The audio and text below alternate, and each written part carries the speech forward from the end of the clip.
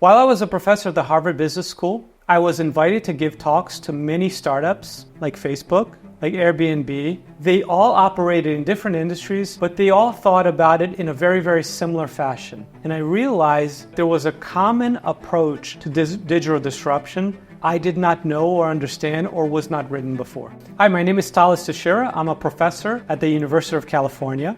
I was for 10 years a professor at the Harvard Business School.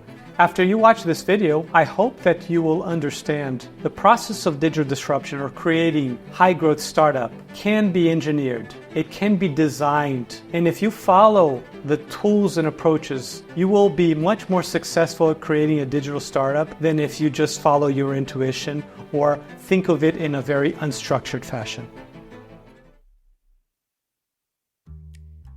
So one example of decoupling the customer value chain, we can identify it with ride-sharing. So before ride-sharing existed, and Uber was one of the first ones, if you needed to get a taxi to the airport, basically you would have to go to the street and try to hail a taxi cab, or you would call a dispatcher to get that.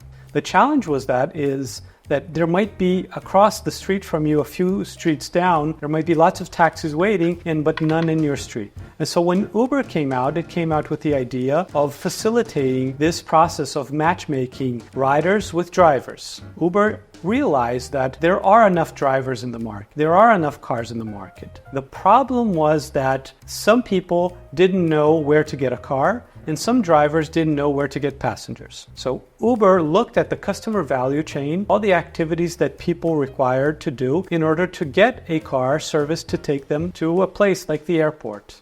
After understanding the case of Uber, what you need to understand is this process is much more common than you would imagine. And to really understand how common it is, you need to understand what is the customer value chain. And this is what I teach Harvard students and University of California students in the first day of an MBA course. The customer value chain are the series of activities that we as customers are required to do in order to acquire, use, and dispose of goods and services. So for instance, if you want to get a checking account, you need to look at all of the available options of banks that can offer you a checking account. Then you go to a bank branch and then you apply for a checking account, you provide documents, and then they'll give you a checkbook and other materials so you can open an account, have a checking number. All of these are steps in the customer's value chain. After an early stage founder maps out the customer value chain, the next step is identifying the weak link in the customer value chain. What the activities that in the market customers are having to do with established companies, but that they are very unsatisfied with. So the next step is really looking at an opportunity to steal that activity. And this is what's called decoupling. So how do I define decoupling? Decoupling is the breaking of the links of the customer value chain, often by a digital player that has been historically provided together by established companies. When we go back to the case of Uber or Kakao or many other ride-sharing companies around the world, there's a variety of weak links or activities that established companies, in this case taxi cabs, do very badly, where the cars, the drivers, and the riders are going to meet. In this case, decoupling happened by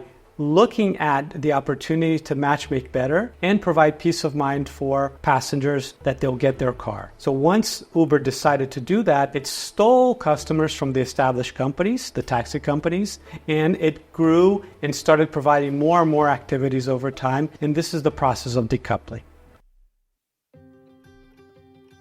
So how many different types of decoupling are there? As I just explained to you that in any customer value chain, there are only three types of activity: value creating activity, value capturing activity, and value eroding activity. By definition, there can only be three types of disruption through decoupling. The first one is decoupling a value creating activity. So I'll give you examples of these three in the video game industry. So Twitch is a very interesting startup. Twitch gives you the opportunity, if you go to their website, you go and you look at the list of video games and you click on one and you go to a chat room that you see somebody from around the world playing that video game that you chose. You can interact with the person who's playing the game, or you can interact with other people in the chat room, but what you cannot do is play the video game. So what Twitch realized is that playing a video game is a value creating activity, but watching somebody else play, somebody who plays very well, or somebody who's very entertaining is also a value-creating activity. And Twitch broke apart this and decided to offer to consumers, to users, just the value-creating part of watching somebody play the game. The second type is breaking apart value-eroding activity. If you, in the past, many years ago, if you wanted to play a game, buy it, or rent it, you would have to go to the store or have to go to the video game rental shop. And you would go there and you get the media, come back home and play it. That activity of going there, choosing and coming back is a value-eroding activity. Most people don't like to do it. And so Steam was another startup that came out with the idea of we will stream all the video games. So you go online just like Netflix and you stream the video game. And then type number 3, which is decoupling value capturing activities, is this idea that has become the standard of mobile games, which is the freemium model. You can play the game without having to buy the game. Before you needed to buy the game, you can decouple those activities and just play the game until you realize that you like it. You can buy the game afterwards, or you can spend money on virtual items. Fortnite is one of the biggest examples of decoupling value capturing activity from a value creating activity of playing the game. So as I've researched in a variety of industries, in a variety of countries, what are the value of these companies that are disrupting with value creating decoupling, value eroding decoupling, and value capturing decoupling, I started to identify what is the valuation of these startups at any point in time. And what I realized that investors, venture capitalists, tend to value much more the value creating decouplers than the other two. That doesn't mean that they can't grow tremendously. It just means that investors prefer startup founders that are trying to decouple through the process of separating value creating activities. So the impact of decoupling on customers becomes very, very strong. When customers get the feeling for decoupling their customer value chain, they know that there's a startup that is providing, with a lot of focus, one activity much better than other established companies. In the case of Uber, or in the case of fintechs that are providing digital solutions to consumers, these businesses quickly attract consumers that were unsatisfied. They grow really fast, and they start looking at other opportunities for expansion of their business. This other opportunity, as I've identified it, it invariably becomes defined as looking at adjacent activities in the customer value chain and growing outwards. In this, in my book, I call it coupling. Coupling is the adding of additional activities in the customer value chain after you did the process of decoupling as a startup. So in the case of Uber, Uber first started with, we will provide you rides. And then Uber said, we will provide you with delivery of food. And then we will provide you with delivery of packages. And so Uber grew outwards in the process of coupling, adding more activities that it was stealing from other established companies in the market. When I teach my courses to MBA students in the United States, the students immediately realize that just because you can disrupt an industry or you can decouple, that is no guarantee that you will actually be financially rewarded for it. So that's a very powerful insight. Unfortunately, sometimes there's no way to predict whether you will be able to find a profitable formula, a profitable business model by providing value to your customers, as well as capturing some of this value for yourself in excess of the costs that you have to incur in order to provide value. Consequence is, oftentimes, entrepreneurs have to build a business, scale the business, learn the economics, and then answer the question, will I be able to make money? Will I be able to make a profitable business in the long term or not? You have to try it, you have to have conviction, sometimes you have to pivot, but there is no fundamental rule of business that says if you provide value to customers, you get a chance to capture value to be profitable. The recipe for decoupling involves 5 steps. The first step is mapping out the customer value chain. Very close to where I lived in Boston, there was a startup called PillPack. And what PillPack realized is that if you have to buy and consume many pills per day, it's a very complicated process. And they mapped out the customer value chain as going to the doctor, getting tested, receiving a prescription, then going to the pharmacy, paying for the medication, And then once you figure out all of this, you have to create a plan to remember what time of day to take the medication. Then you take the medication and hopefully at the end you'll feel better. You will solve your health problem. Step 2 is each of these stages in the customer value chain, you need to classify it into value creating, value capturing, and value eroding. So in the case of PillPack, taking the medication is value creating to become healthy. But pretty much everything else is value eroding activity. Going to the doctor, value eroding. Getting a prescription, value eroding. Going to the pharmacy, filling out, remembering when to take what. All these things are value eroding. We have to do it to get the benefit of taking the pills,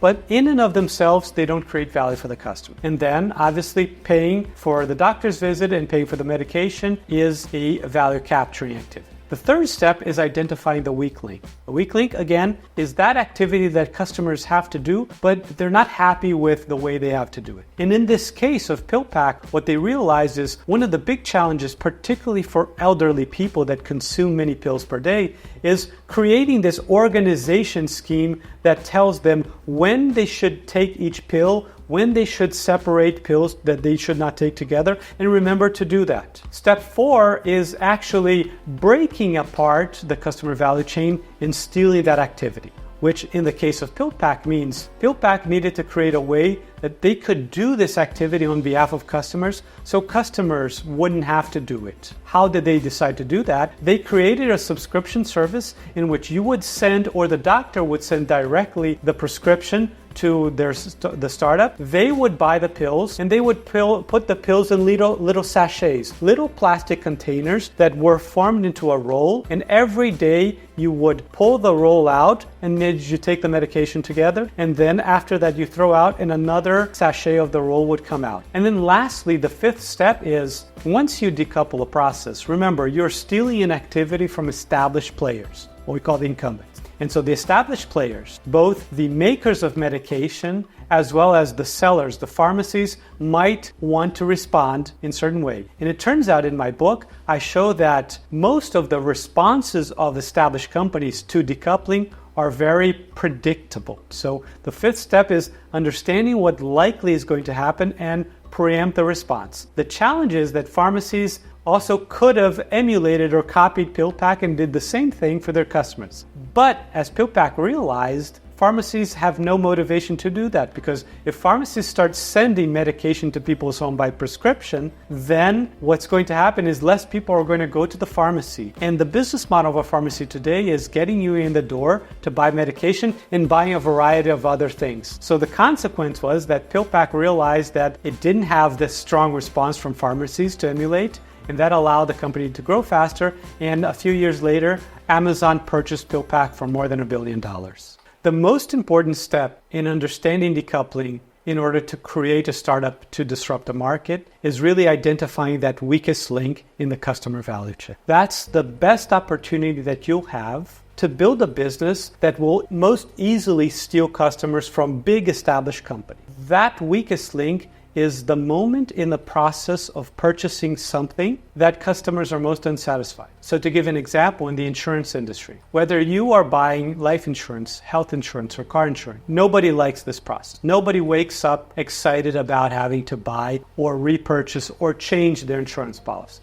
But even in this process, which is very complex to acquire insurance, one of the worst parts of the process is comparing across insurance policies for different companies. Many entrepreneurs realized this all around the world and created a wave of disruption called InsurTech. And InsurTechs try to facilitate the process of comparing and choosing and signing up for insurance.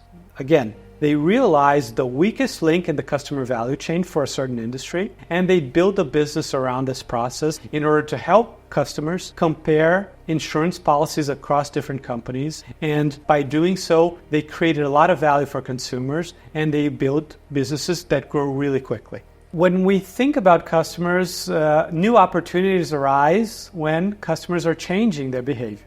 either because they changed their needs and wants or because they have unfulfilled needs and wants, we start identifying opportunities for decoupling in certain markets. When customers are unhappy, we've learned over time that customers tend to be unhappy because of three factors. The first factor is they often find an activity expensive to do. Going back to the insurance industry, many established insurance companies require you to go talk to an insurance agent. Well, you have to get in a car or get into the public transportation and you have to go there and see them. And that's probably expensive. Why couldn't you just do it online? The other element is when customers are unhappy because it takes a long time to do something. So in the example of getting a credit card, if it takes 2 days to submit document and getting approval, and then 2 or 3 more days to receive a credit card, customers are unhappy with that. And then the third element is when customers are unhappy because it's a lot of effort to do something. So going out, getting a DVD for a video game or a movie, now people just want to do the streaming, which is pretty much low or no effort. Once we look at markets and we see rising costs of money, time, or effort to do a certain activity, that is when we see evolving opportunities for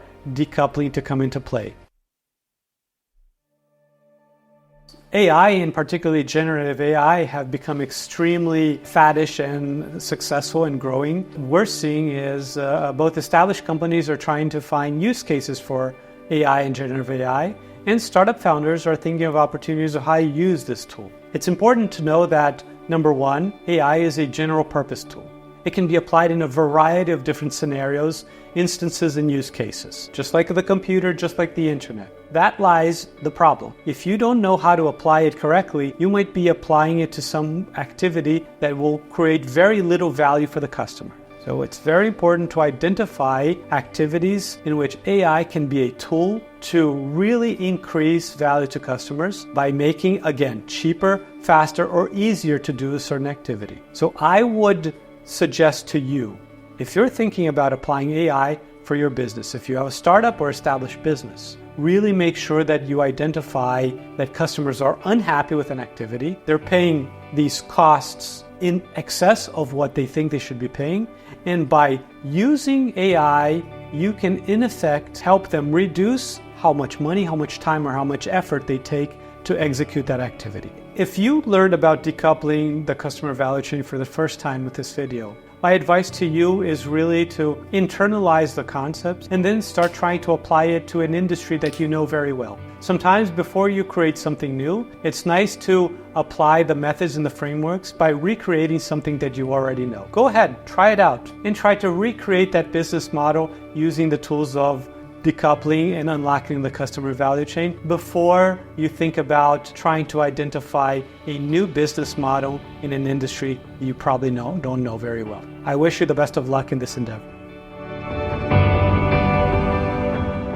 Decoupling is what we call a beachhead strategy. It's an entry strategy, how to enter and penetrate a market. We have this view that these very successful startups were really amazing and much better and disruptive in the beginning, in the early days. But in the reality, in the beginning, they were just slightly better. They made sure they improved, and they didn't stop there. There's 5 steps that were used by these online marketplaces to acquire their first 1,000 customers.